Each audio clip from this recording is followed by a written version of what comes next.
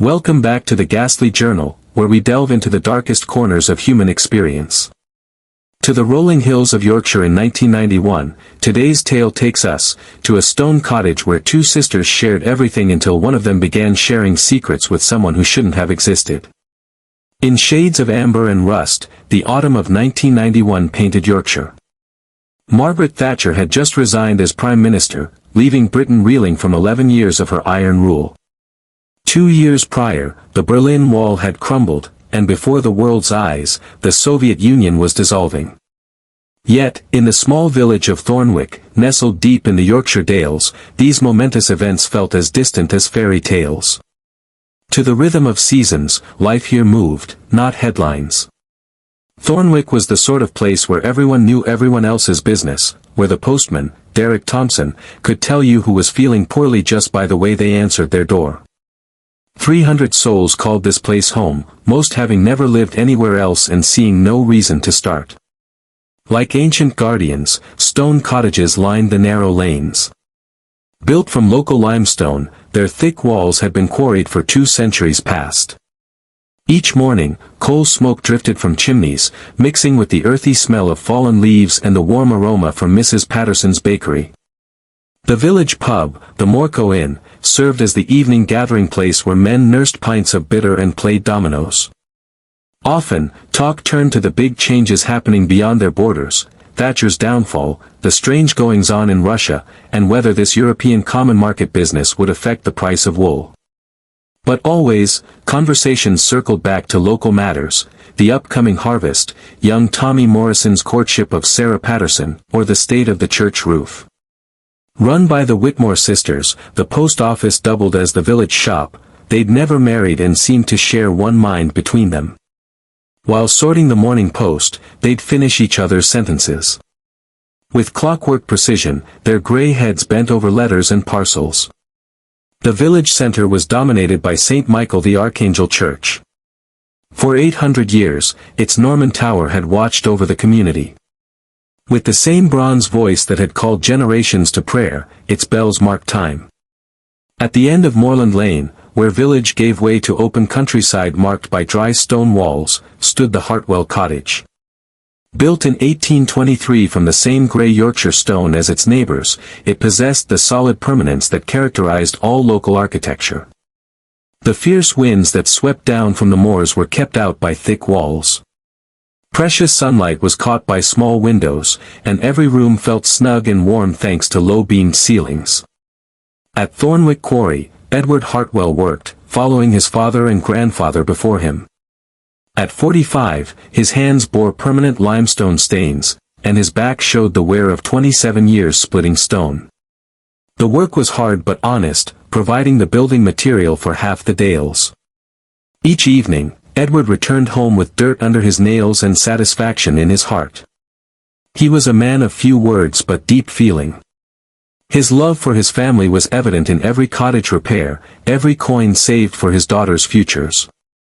A bank manager's daughter, Ella Laner Hartwell, had grown up in Leeds, expected to marry well and live respectably in the city. Instead, during a walking holiday in her early 20s, she'd fallen for the Yorkshire countryside.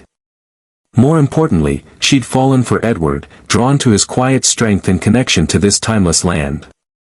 For 15 years, she'd taught at Thornwick Primary, where she'd educated most of the village children with a gentle authority that made even the cheekiest 6-year-old mind their manners.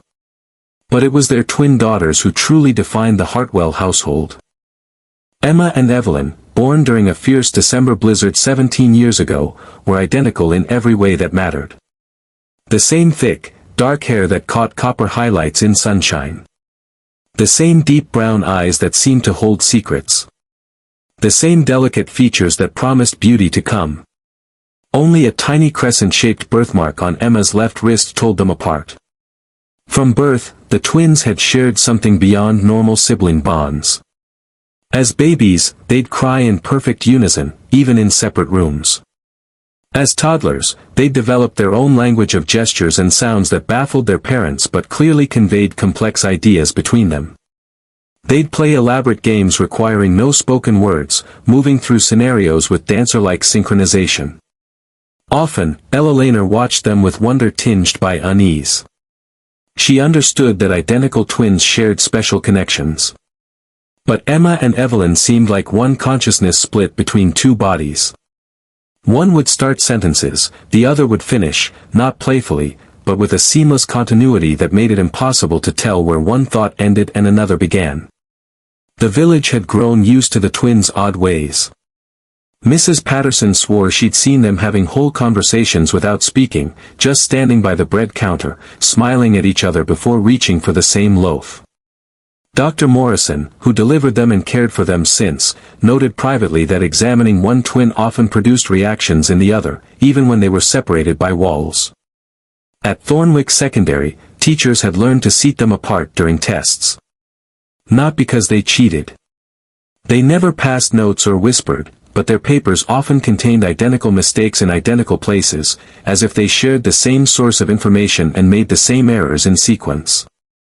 7 minutes before Evelyn, Emma had arrived, a fact she'd mention whenever questions of precedence arose.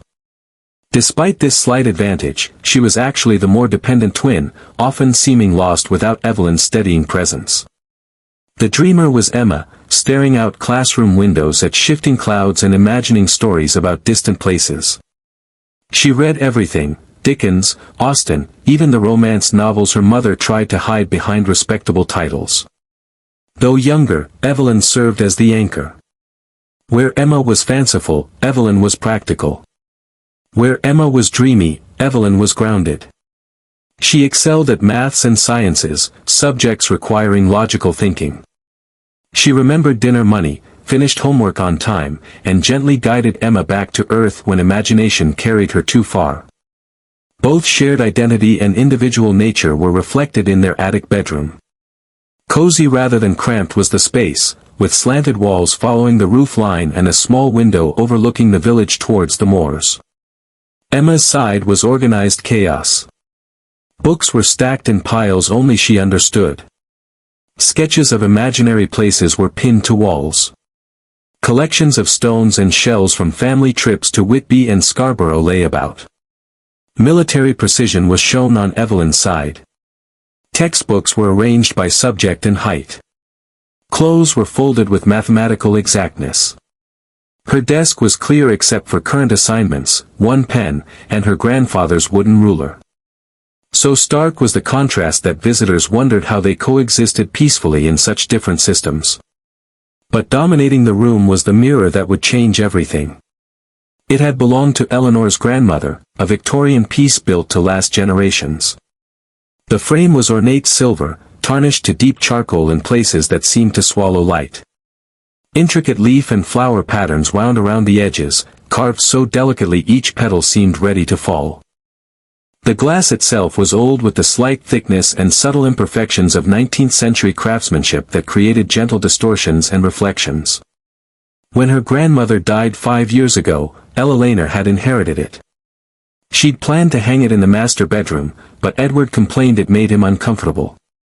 Something about how it caught light, he said. How shadows gathered in its corners even during bright daylight.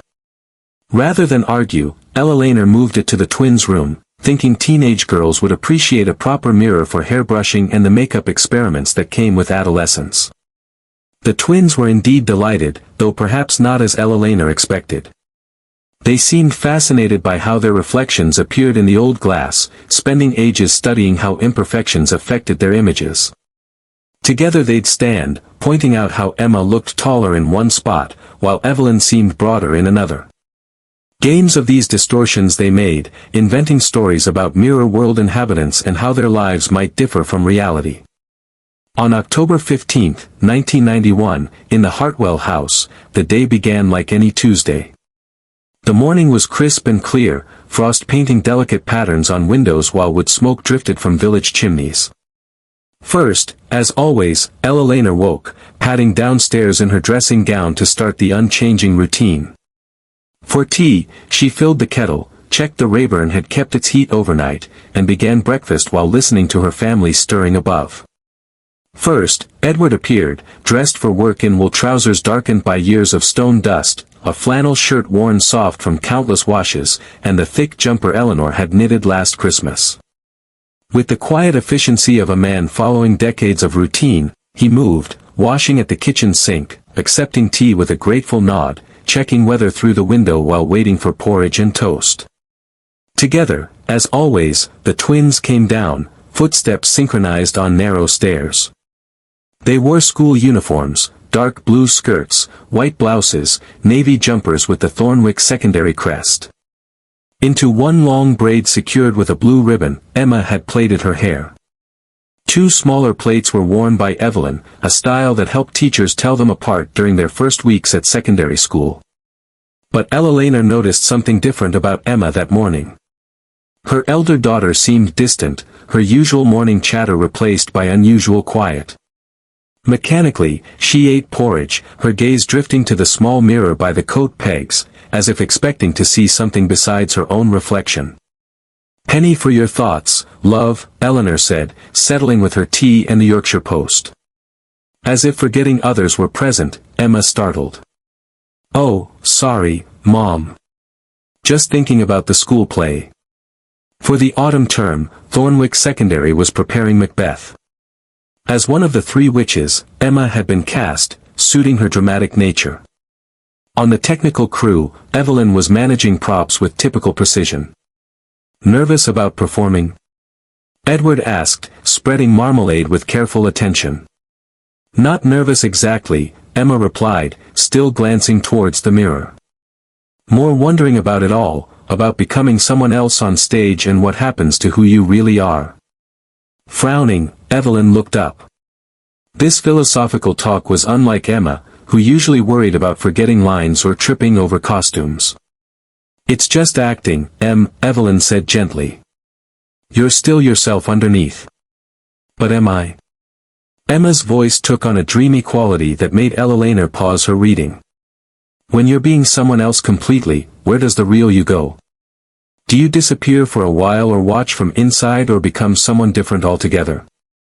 Exchanged glances, Edward and Eleanor.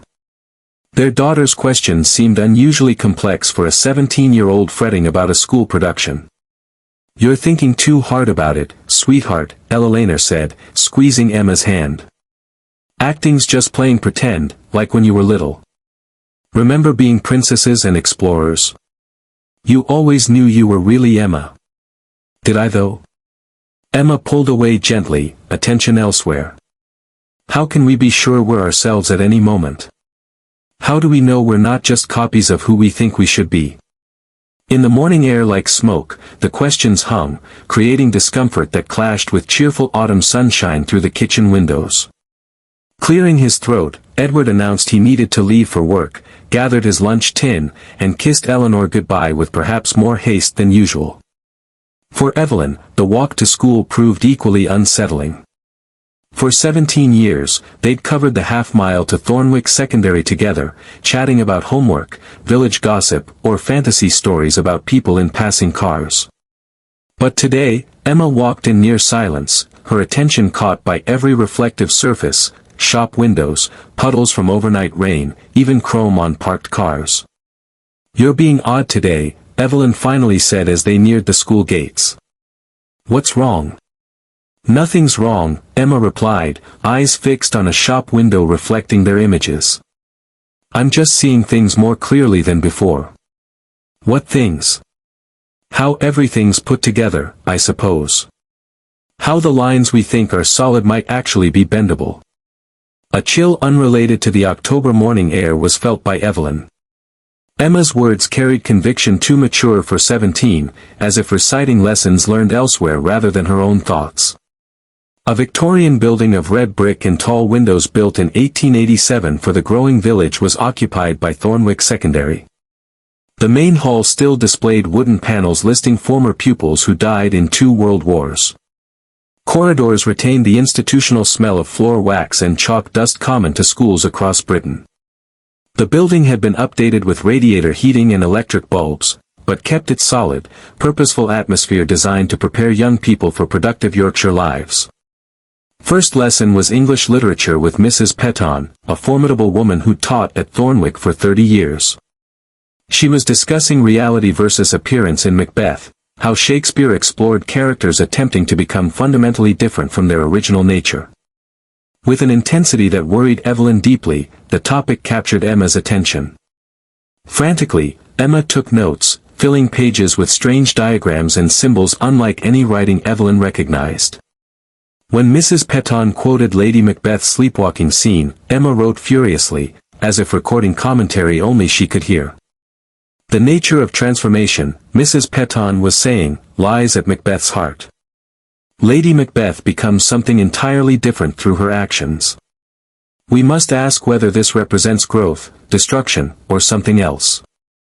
Up shot Emma's hand. Mrs. Petton, what if it's not metaphorical? What if Lady Macbeth actually becomes someone else? And the original person just goes somewhere else? Silence fell. An eyebrow was raised by Mrs. Petton, intrigued by the sophisticated question. Interesting interpretation, Emma. What do you mean by, go somewhere else? Well, Emma said in that same dreamy voice, what if being yourself isn't as fixed as we think? What if you could be moved around or shared or even swapped completely? What if the Lady Macbeth in the sleepwalking scene isn't the same person who told her husband to kill Duncan, but someone else wearing her face? In alarm, Evelyn stared. These weren't Emma's usual insights, which were emotional rather than abstract. Nodded thoughtfully, Mrs. Petton. You're suggesting something almost supernatural, quite sophisticated, though I doubt Shakespeare intended such literal identity displacement. Maybe not, Emma agreed. But just because someone doesn't mean something doesn't make it untrue in the story they've created. How would we know if someone had been replaced by someone else who looked and acted exactly the same? The discussion continued, but Evelyn couldn't concentrate. She watched Emma contribute ideas that seemed borrowed rather than original, insights beyond her usual scope. During break, at their lockers, Evelyn confronted Emma. What's happening to you? She asked quietly. You're talking like someone else today. Paused, Emma, organizing books. Like someone else. How? Different, clever, but in a strange way. And you keep staring at shiny things. Even now, you're looking at that trophy case glass instead of me. Am I? Emma turned, and for a moment, Evelyn felt a chill of non-recognition. Subtly altered was Emma's expression. Same features, but a different essence behind them. Technically identical was her smile, but somehow foreign. Emma, you're frightening me. Don't be frightened, Evie, Emma said with an odd, soothing tone like adults use with small children. Everything's exactly right. Better than right, actually. I'm just understanding things that were always there, but hidden. Before Evelyn could ask what she meant, the bell rang, and Emma walked away with a lightness that seemed wrong, as if floating rather than walking normally. For Evelyn, the rest of the school day passed in increasing unease.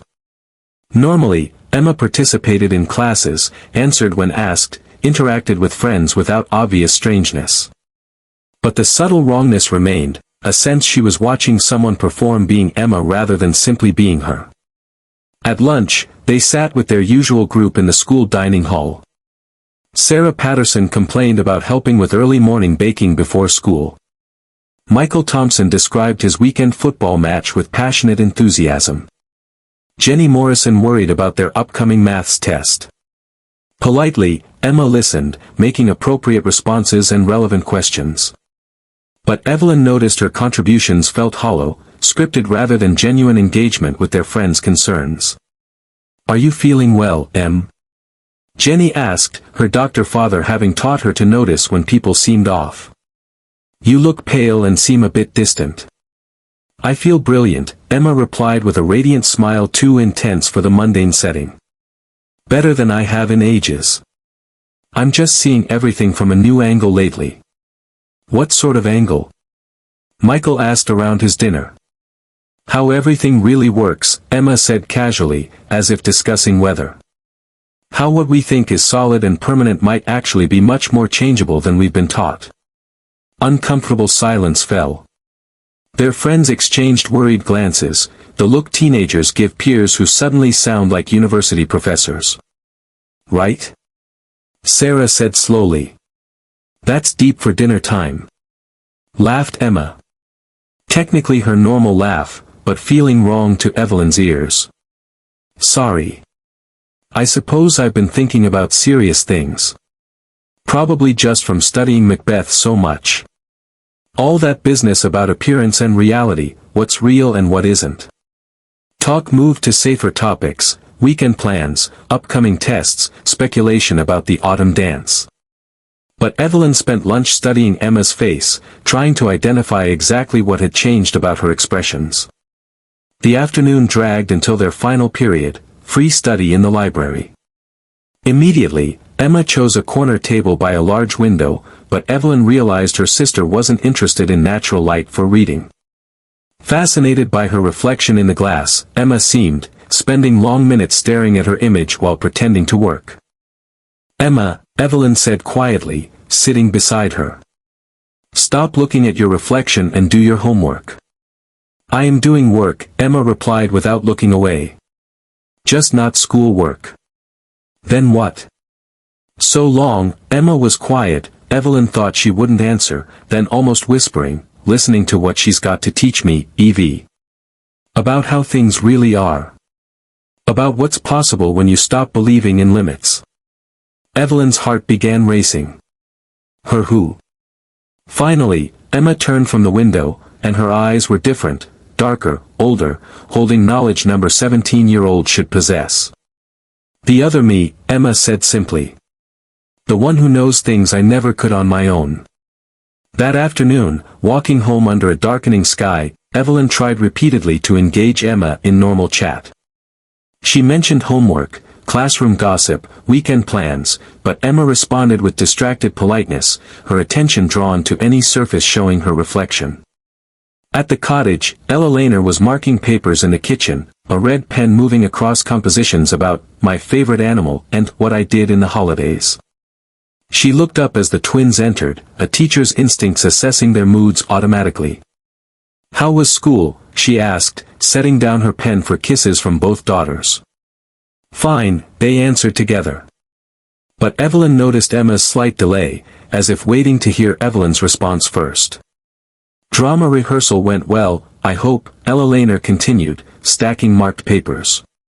Oh, yes, Emma replied with forced enthusiasm.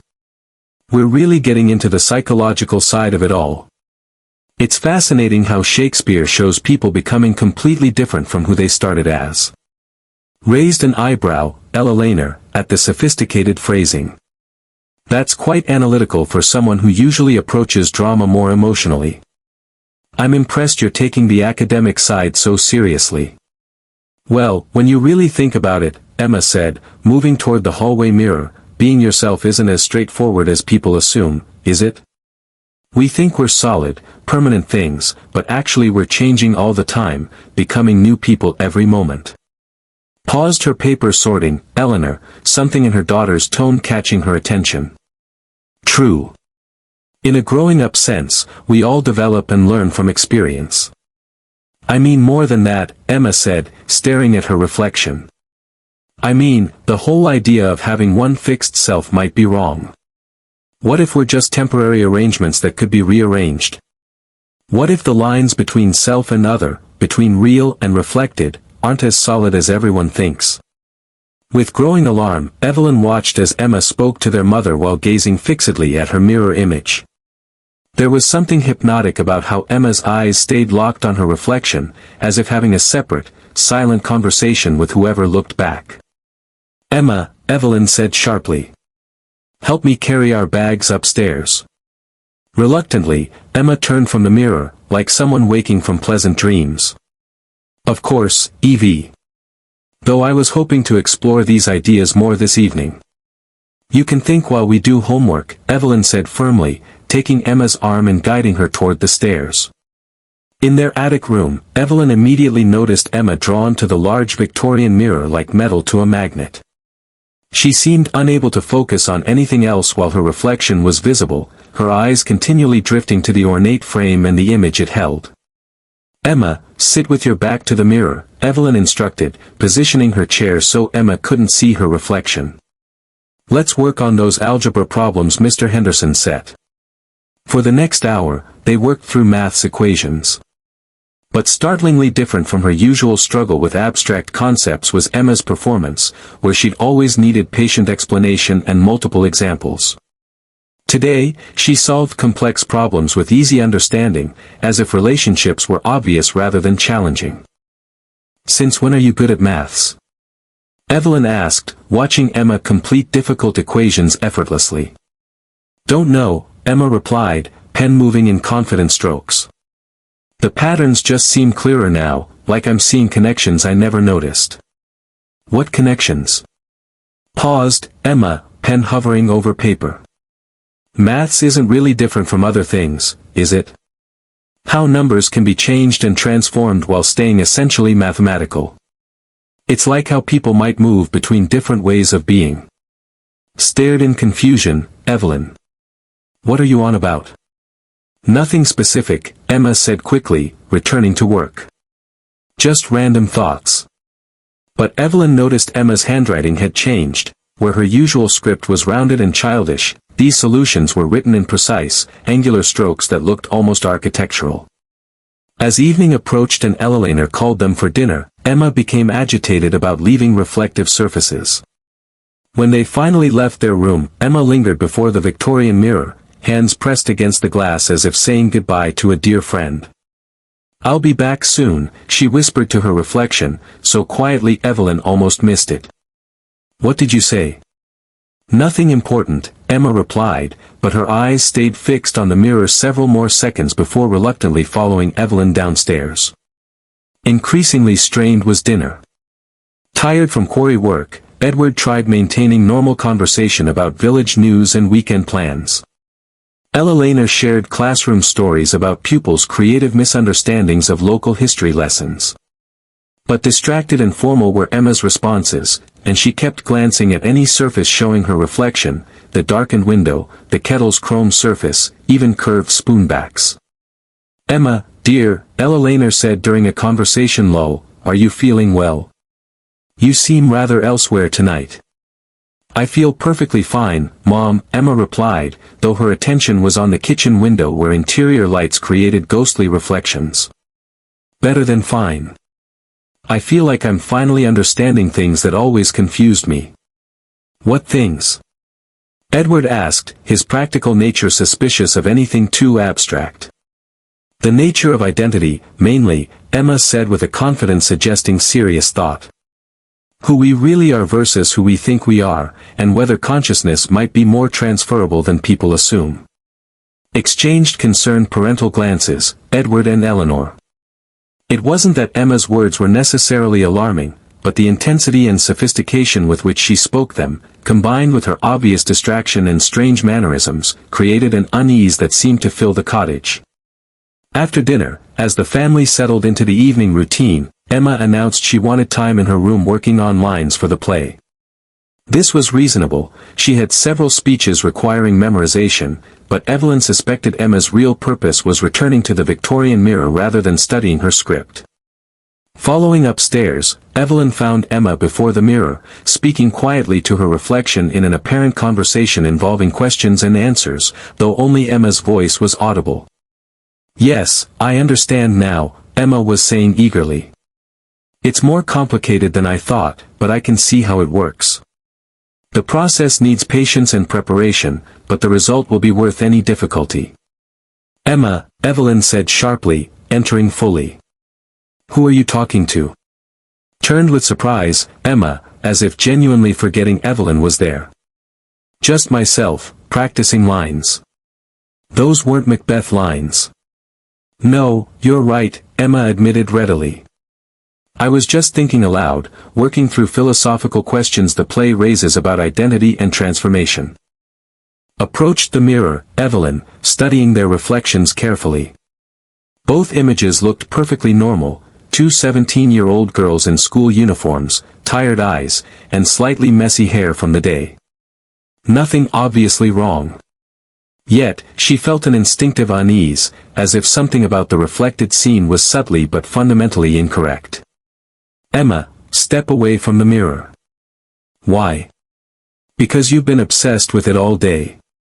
You're acting strange and it seems connected to looking at your reflection. Laughed Emma.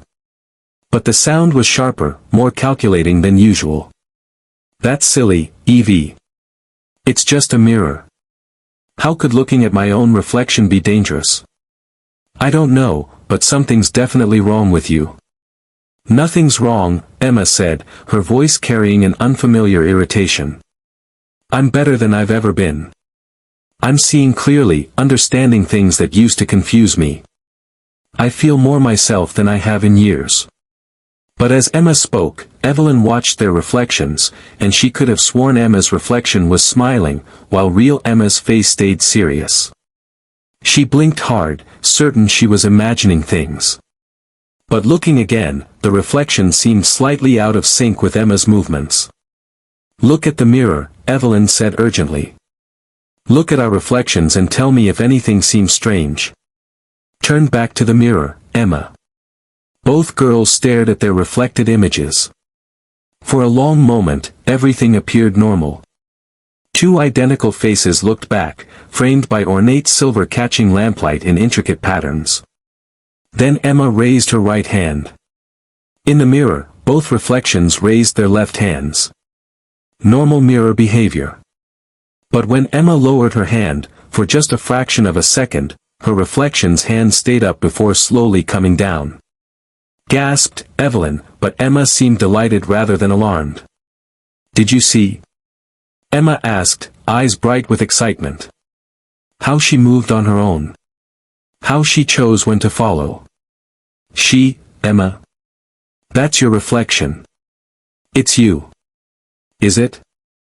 Emma pressed both palms against the mirror. Or is it someone else who just happens to look like me? As Emma spoke, Evelyn watched, horrified, as the reflection's mouth kept moving several seconds after Emma stopped talking, as if finishing a conversation real Emma had abandoned mid-sentence. Emma, step away now. I can't, Emma said simply. She's teaching me crucial things, Evie. About reality's nature, about spaces between worlds, about possibilities when you're willing to question boundaries. Who is she? Smiled Emma's reflection while Emma stayed serious. She's me, but also not me. She's what I could become if I let go of this single, limited existence. Grabbed Emma's arm, Evelyn, trying to pull her from the mirror, but her sister resisted with surprising strength. Don't you want to know, Evie? Emma asked, her voice taking on a hypnotic quality. Don't you want to understand what's beyond the surface? She could teach you, too. No, Evelyn said firmly. Whatever this is, whatever you think you're learning, it's not real. It's not healthy. You need to stop. But it is real, Emma insisted. More real than anything I've experienced. She's shown me that what we call reality is just the surface layer. There are depths below, worlds within worlds, and the boundaries are much thinner than anyone knows. As Emma spoke, her reflection moved obviously independently, turning to look at something outside the mirror's frame, gesturing with its hands. Emma wasn't moving, like watching television rather than a true reflection. Emma, please, Evelyn begged, tears forming. This isn't possible. Reflections don't move alone. Don't they? Emma turned to look directly at Evelyn, her eyes different, darker, older, filled with knowledge too vast for 17 years. How do you know what's possible? How can any of us be certain about reality's nature when we've only experienced this single perspective? Felt terror, Evelyn. Whatever was affecting Emma was fundamentally changing her sister into someone else. The Emma she'd shared 17 years with was disappearing, replaced by something wearing her face but thinking with an alien intelligence. I'm getting Mom and Dad, Evelyn said. No, Emma replied with an authority that made Evelyn pause. They wouldn't understand. They'd try to stop this, and that would be a terrible mistake. I'm on the verge of something wonderful, Evie. Something transformative. What transformation? Turned back to the mirror, Emma, her reflection waving with obvious pleasure. The kind that lets you experience existence from multiple perspectives simultaneously. The kind that breaks down artificial barriers between self and other, between real and reflected. That night, Evelyn lay awake listening to her sister's breathing. Instead of their lifelong synchronized rhythm, Emma's breathing was different, deeper, slower, as if sleeping more profoundly than ever. Throughout the night, Evelyn heard Emma whispering in her sleep, carrying on detailed conversations with someone who never answered audibly, though Emma would pause as if listening to responses only she could hear. The next morning, Emma was gone. Evelyn woke to find her sister's bed empty, covers thrown back as if Emma had risen hastily. The pillow's depression was still warm, suggesting recent departure. But the room felt different, emptier, as if something essential had been removed. Downstairs, Eleanor was preparing breakfast while listening to Radio 4, familiar voices discussing political uncertainty following Thatcher's resignation. She looked up as Evelyn entered alone. "Where's Emma?" she asked, glancing toward the stairs expectantly. "She left early for school," Evelyn lied, not wanting immediate alarm. "Something about extra drama rehearsal." But at Thornwick Secondary, there was no early rehearsal scheduled, and Emma was nowhere among students gathering in the courtyard. She wasn't in first period or second. By lunch, Evelyn was panicking, searching the entire school, library, science labs, art rooms, even the basement storage where students sometimes hid. Finally, she found Emma in the last expected place, the girls' toilet on the second floor, standing motionless before the large mirror above the sinks, apparently having an animated conversation with her reflection. But this wasn't the Emma she'd grown up with. The girl before the mirror had Emma's face, hair, exact physical form, but everything else was wrong. Her posture was different, straighter, more confident, with a practiced poise suggesting years of deportment training. Her expression was sharper, more calculating, her eyes holding a knowledge depth impossible for their age. "Hello, Evelyn," the Emma thing said, turning with a smile technically identical to Emma's, but feeling completely foreign. "I've been waiting for you." "You're not Emma," Evelyn said, backing toward the door. "Of course, I'm Emma. Who else would I be?" The creature's voice was perfectly right, same pitch, Yorkshire accent, speech patterns Emma always used. But the confidence behind it was entirely wrong. "Where is my sister?" "Your sister's right here." "Not," Emma replied, gesturing gracefully in a movement subtly different from Emma's usual slight clumsiness. "Though you could say she's also right there." It pointed to the mirror. Looked at the reflection, Evelyn, and gasped. The Emma in the mirror was crying, her mouth open as if screaming, her hands pressed against the glass from the inside. She was trapped. "Let her out," Evelyn demanded. "That's not possible," not Emma said with the patient tone of someone explaining obvious facts to slow children. "You see, there can only be one of us in each world at any time. Emma invited me through, and now I'm here. The exchange is permanent." "That's impossible. Mirrors don't work that way." "Don't they?" Not Emma moved toward the mirror, and Evelyn saw the crescent birthmark was missing from its wrist. "How much do you really know about how mirrors work, Evelyn? Do you understand the physics of reflection? How light and image interact with glass and silver? Do you know what happens to consciousness that observes its own reflection?" Found herself considering the question involuntarily, Evelyn. She'd never really thought about reflection mechanics, simply accepting mirrors as normal daily fixtures. Mirrors, not Emma continued, are far more complex than people realize. They don't just create images. They create perfect duplicates of reality. Complete alternate versions of whatever they reflect. The question is, where do those duplicates exist? They don't exist anywhere. They're just reflections. Are they? Pressed its palm against the mirror, not Emma. Watch carefully, Evelyn. In the reflection, Evelyn saw not just trapped Emma, but dozens of other people, men, women, children, all pressing against the glass from the inside, all trying to escape. Some wore clothing from different periods, suggesting they'd been trapped for decades or centuries. "How many people have you trapped?" Evelyn whispered. "Trapped is such a negative language," not Emma replied. "I prefer relocated. The reflected world needs inhabitants, and this world." It gestured around appreciatively. "This world is so much more vivid, colors more intense, sensations more complex. Can you blame us for wanting to experience it?" "Us? Oh, yes. Many of us. We've been watching your world for a very long time, learning human behavior, studying your life patterns. Most people are too simple to be worth the replacement effort. They live such ordinary lives, think such mundane thoughts. But some are special." Began circling Evelyn like a predator evaluating prey, not Emma. "Twins, for instance," it continued, "are particularly interesting. Your natural connection to duplicity, to twin concepts, makes you especially susceptible to our influence. Emma was perfect, curious, imaginative, willing to question reality's nature. She practically invited us in. And now?" It smiled. "You want me, too?" "Actually, no."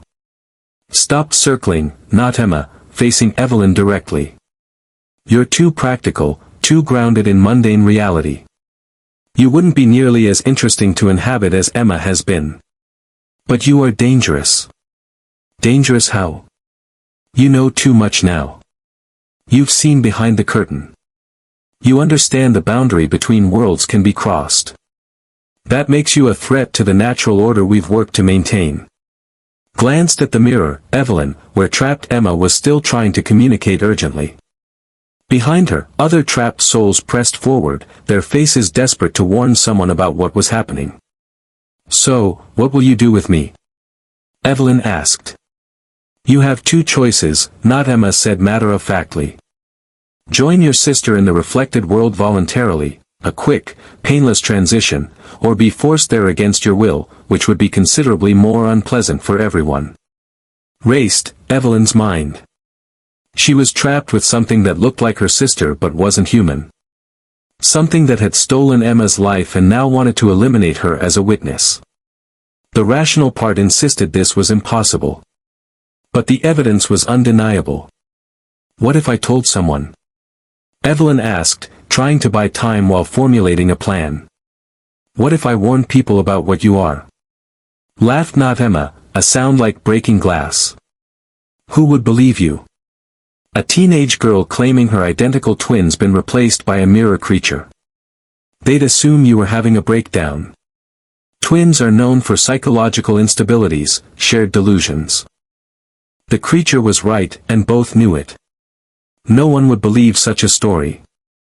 Evelyn would be seen as disturbed, possibly dangerous herself. But not, Emma continued, just to be safe, I think you should join your sister sooner rather than later. With inhuman speed, the creature lunged, hands reaching for Evelyn's face with fingers seeming longer than they should be. But Evelyn had been thinking, too, and she had one advantage the thing didn't know about. She understood Emma better than anyone in the world. And that understanding extended to the connection they'd shared since birth.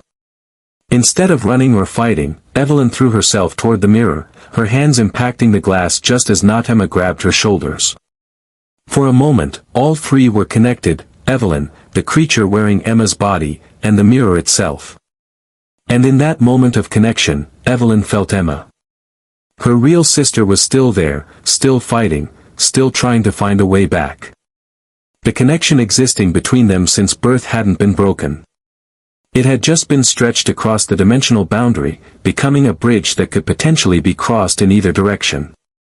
"Emma," Evelyn called, not with her voice, but with her mind, using the same wordless communication they'd shared as infants. In the reflected world, Emma looked up with sudden hope, pressing her hands against the glass from her side, matching Evelyn's hand placement exactly. For the first time since this nightmare began, Evelyn felt the familiar synchronization that had defined their relationship. realized what was happening, not Emma, and tried to pull Evelyn away, but it was too late. The connection between twins, strengthened by 17 years of shared existence, created a bridge across the boundary. The mirror's surface began rippling like water, the glass becoming permeable as the barrier weakened. Pushed through from the reflected side, Emma, just as the creature tried retreating there. And in the confusion of the crossing, something went wrong. Caught between worlds, not Emma began screaming, a sound like reality tearing, like existence being ripped apart. The mirror exploded. Glass shards flew everywhere, catching light and throwing rainbow reflections across the toilet walls. Threw her arms up, Evelyn, protecting her face as sharp fragments rained like crystalline snow. Abruptly, the scream stopped, replaced by an unnatural silence pressing against her eardrums. When the chaos settled and Evelyn lowered her arms, Emma was lying among the broken mirror pieces, bleeding from small cuts, but unmistakably herself. The crescent birthmark was visible on her wrist, and when her eyes opened, they held the familiar warmth and intelligence Evelyn had feared she might never see again. Evie, Emma's voice was weak, but definitely her own. What happened? I was somewhere else, somewhere cold and gray, and there were so many people. It's okay, Evelyn said, dropping beside her sister and helping her sit up. You're back. You're safe. But as Emma looked around at the destroyed mirror, her expression grew troubled. I remember some of it. She showed me things, Evie. Terrible things about reality's nature, about how thin the boundaries really are. It's over now. Shook her head, Emma. No, it's not. She told me there are others. Lots of others. They're all waiting for the right opportunities, the right people to let them through. Left the toilet together, they, stepping carefully over broken glass. But as they walked down the corridor, Evelyn caught a glimpse of their reflection in a trophy case. And for just a moment, she could have sworn their reflections were looking at something else entirely. The twins never spoke of what happened that day. Not to their parents, friends, or even each other unless absolutely necessary. They learned to live in a world where every reflective surface was a potential threat. Where a moment's curiosity could lead to consequences beyond imagination. Never fully recovered from her time in the reflected world, Emma. She remained herself, but changed, more serious, less likely to laugh. Always slightly fearful of her own reflection. She would flinch passing mirrors and refuse to use the school toilet where the incident occurred. Became her guardian in this new reality, Evelyn, always watching to ensure Emma never lingered too long before reflective surfaces, always ready to pull her sister away if she seemed to be falling under whatever spell existed beyond the glass. They graduated the following year and both went to universities far from Yorkshire, far from the stone cottage with its Victorian mirror. Literature was studied by Emma, fascinated by language's power to shape reality, while psychology was chosen by Evelyn, trying to understand the nature of identity and consciousness. But no matter how far they traveled or how much they learned, they never forgot the lesson of that October day in 1991. That reality is far more fragile than most people believe. And that sometimes the person looking back from the mirror might not be you at all. The cottage on Moorland Lane still stands today, though the Hartwells moved away shortly after the twins left for university. Never understood why her daughters became so afraid of mirrors, Eleanor and Edward attributed it to some teenage phase they'd eventually outgrow. The Victorian mirror in the attic was replaced after Emma accidentally broke it, or so the official story went. But strange phenomena were reported by new owners. Shadows moving independently, whispers seeming to come from within walls, and an unsettling feeling of being watched whenever they looked into any reflective surface. Learned that they weren't alone in experiencing such things, Emma and Evelyn. Their research uncovered similar incidents throughout history. People who suddenly began acting strangely after spending too much time before mirrors. Twins who seemed to switch personalities overnight. Individuals who disappeared entirely only to reappear days later as somehow fundamentally different. Most importantly, they learned the fundamental rule that saved them both: never talk to your reflection. Because once you start that conversation, once you acknowledge the intelligence looking back at you from the other side of the glass, you've opened a door that may be impossible to close. And sometimes late at night, when the wind howled across the Yorkshire moors, they could still hear the sound of breaking glass and remember the moment when the boundary between worlds shattered like a mirror, allowing the truth to shine through the cracks.